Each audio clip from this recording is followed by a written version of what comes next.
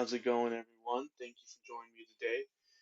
My name's Josh, and you're listening to the Music Reviewer Podcast. My second episode. Today we'll be going over the new Fiona Apple album, Fetch the Bolt Cutters. My first episode was over the new Strokes album, The New Abnormal. If you want to check that out, definitely go ahead and listen to that one if you're interested in hearing my thoughts on that album. So let's just go ahead and get into this. I'll go ahead and start with what what I know about Fiona Apple, how I came to want to cover this album. Now, this Fiona Apple is a singer-songwriter from New York. She looks like she came into her career in the 90s. With some research I've done, it looks like she is a classically trained pianist and vocalist. Needless to say, once you put on her music, it is quite apparent that this is an artist that relies heavily on playing piano over some pretty skillful vocal talent that she is. Now, I did not really have much familiarity with any of her material, so what I actually had to do was, before I covered her latest album, I went and listened to the previous album before that was released in 2012. Um, that album, a lot of takeaways from it were really just it's heavily reliant album on piano, obviously, with that being her style that incorporates a little bit elements of swing and jazz. Now, what I took away from this was that Fiona is an artist that definitely has a style of her own. Um, with that being said, there there is a certain formula, I believe, to a lot of what she does. Um, what is interesting is now that we go into this new album, Fetch the Bolt Cutters, that formula gets very, I guess, very distorted. It's almost like she had some sort of rebirth because this album is completely different from the last album. Now, of course, she kept her style in what she is good at. She kept her virtuosic piano talent at the forefront. A lot of this album, Fetch the Bolt Cutters, is heavily reliant on her vocal ability as well. There are parts where she definitely does make it known that she does know how to write a song and sing over it well.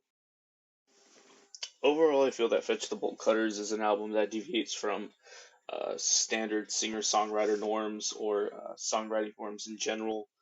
Um, there are elements to a lot of these tracks that feel skeletal in the production.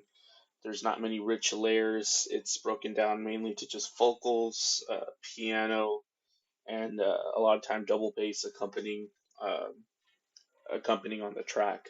Occasionally, here and there are effects thrown in from with different instrumentation, backup vocals that really does include nice harmonies throughout the album. The album does have a recurring theme of anger with possibly a past relationship. A lot of it is gut punches to a particular male or males that probably done Miss Fiona Apple wrong, and she does definitely express that emotion through her music, particularly songs like Newspaper, um, Ladies, um, Heavy Balloons. Those tracks right in the middle of the album, my chance, do stand out, as long as other tracks like Relay, which is probably my favorite on the album.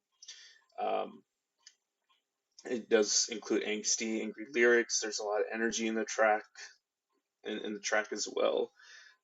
It does also feature a weird instrumental interlude in the middle of the song, and almost like an improvised outro um, going out of the going out of that track. Overall, this album does leave me does leave me wanting a little bit more of the production focusing towards the instrumentals of the album at times.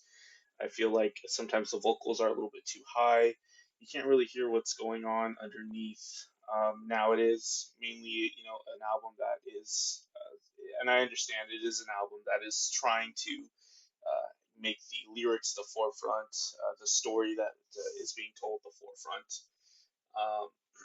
Such as, and you can really understand that in songs like Shamika. It's a cute song about childhood friendship.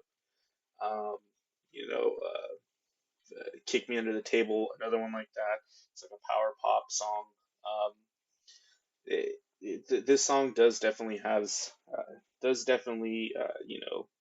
have its moments where it is great. It has been, given praise by publications, uh, particularly a big one, Pitchfork gave it a 10 out of 10. Um, Overall, I feel like I can't quite praise it that high. I'm not a huge fan of the singer-songwriter type of genre, especially when it heavily relies on pianos and vocals just together. And not to say that Fiona Apple is not a good artist and that she doesn't know how to create good music doing that. I feel like she's one of the only artists that can probably make it interesting.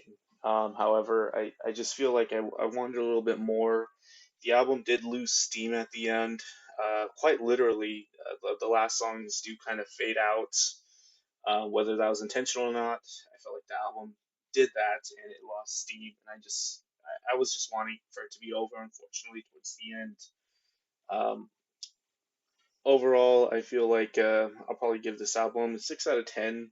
Um, it is interesting. It did open my eyes to the music of Fiona Apple, even though it doesn't release quite as often as other artists. There's large album cycles between her music, so I'm not sure when the next release would be, but definitely give this album a listen if you're interested in hearing something that has never really been, I guess, produced uh, before or that often, um, especially in the singer-songwriter vein. It's definitely an interesting listen. There's some parts of the album that I really like. Like I said, I just wasn't really feeling the album towards the end. I kind of wanted it to end after a certain point. It's a very anxious feeling album too. It's not a very comfortable listen at times, but maybe that's what makes it great too to other people's ears. So yeah, that'll be the end of the review. If you like this review, make sure to keep on listening to my channel. Maybe subscribe, and I'll see you guys in the next one.